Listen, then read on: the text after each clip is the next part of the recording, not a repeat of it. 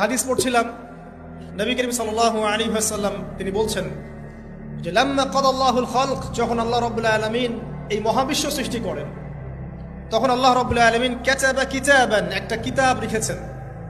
একটা কিতাব আছে আল্লাহর কাছে, কাতাবা কিতাবান ফাহুয়া ইনদাহু ফাওকাল আরশ, যে কিতাবটা আল্লাহর নিজের কাছে আছে আরশের উপরে। সেখানে আল্লাহ পাক লিখে রেখেছেন, কি লিখেছেন? ইন্না রাহমাতি সাবাকাত গদাবি, প্রতিটা ক্ষেত্রেই আমার রহমত, আমার দয়া, আমার করুণা আমার গজবকে পরাজিত করেছে। মানে আল্লাহ রাব্বুল আলামিনের গজব এর উপরে আল্লাহ পাকের রহমত অবস্থান করছে। জীবনের কোনো ক্ষেত্রে হতাশ হওয়ার কোনো সুযোগ নাই। আজকে পারিবারিক ভাঙন বলেন, ব্যক্তি পর্যায়ের আত্মিক ধ্বংসই বলেন, সমাজের বিপর্যয় বলেন, যাই বলেন, পিছনে একটা বড় কারণ আছে। সেটা হলো আল্লাহ থেকে দূরে থাকা মানুষ, আল্লাহ থেকে হতাশ হয়ে যাওয়া। আর এই কাজটা শয়তান করিয়েছে মানুষকে আল্লাহ থেকে দূরে সরানোর জন্য। কিন্তু আল্লাহ রাব্বুল আলামিনের কাছে কেউ যদি যেতে চায়,